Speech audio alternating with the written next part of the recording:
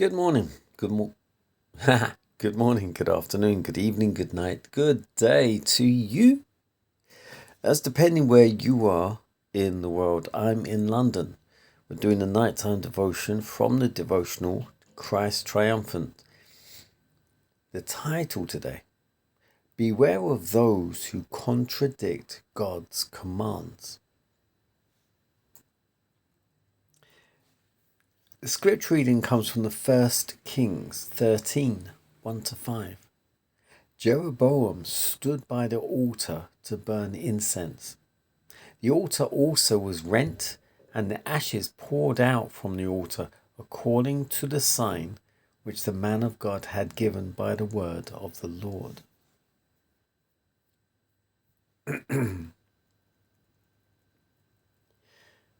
When Jeroboam, the king of 10 tribes of Israel after Solomon, saw the altar rent and the ashes from it poured out on the ground, he cried out in wrath, "Lay hold on him!"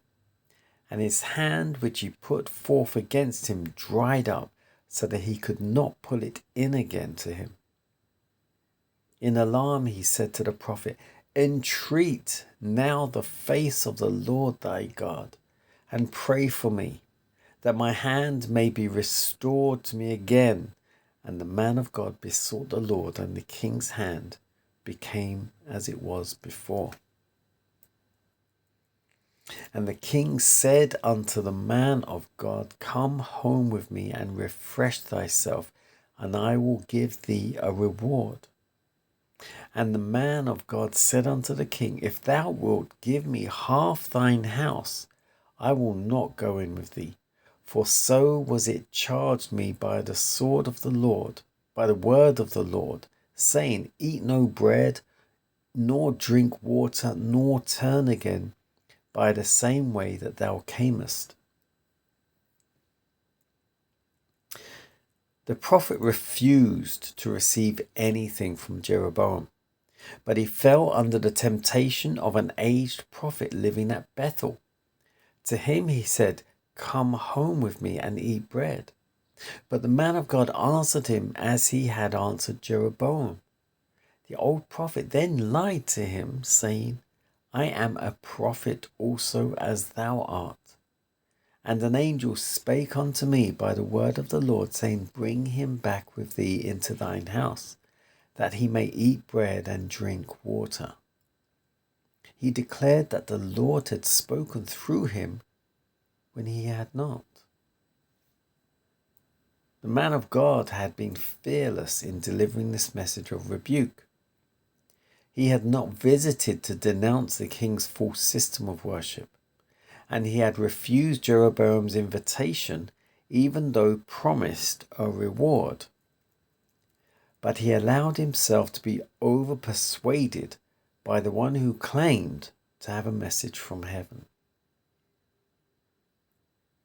When the Lord gives a person a command such as he gave this messenger, he himself must counter-command the order.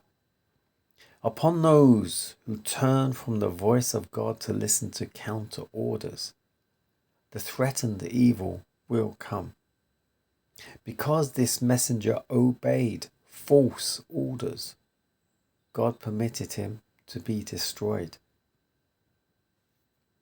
The rent altar, the palsied arm, the fearless result of the prophet's disobedience.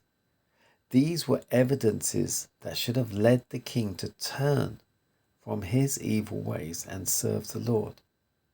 But we read, after this, Jeroboam returned not from his evil way.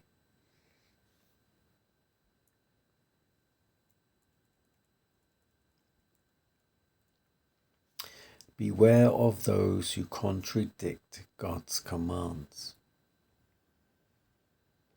So this is a strong lesson. When God speaks to you and tells you to do something, you go and do it to the letter and do not waver from it in any way, shape, or form.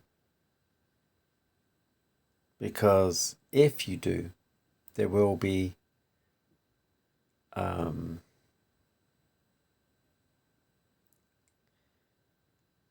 repercussions of which you will have to endure and get through. That could lead to death or just suffering in some way.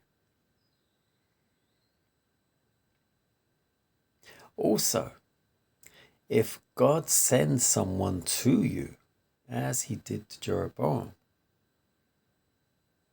in a rebuke, as he did with Moses to Pharaoh, and Pharaoh did give in eventually, but then recounted on what he said. But if God sends someone to you to straighten you out and to tell you where you're going wrong and what you're doing wrong, if you don't listen, that could be your dead end. Or to reverse it, the end, dead.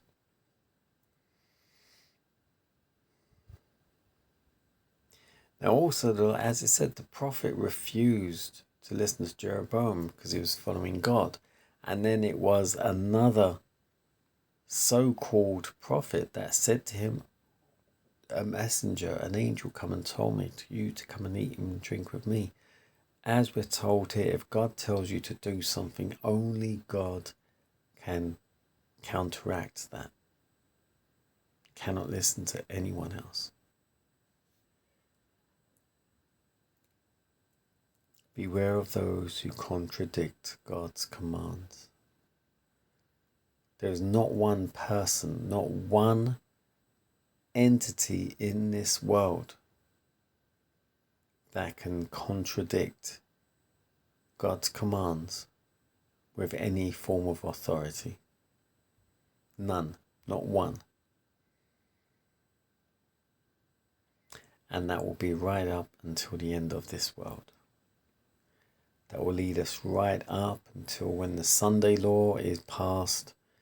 And that's when everyone's probation is pretty much closed anyway. Any questions? Click, subscribe, make a comment.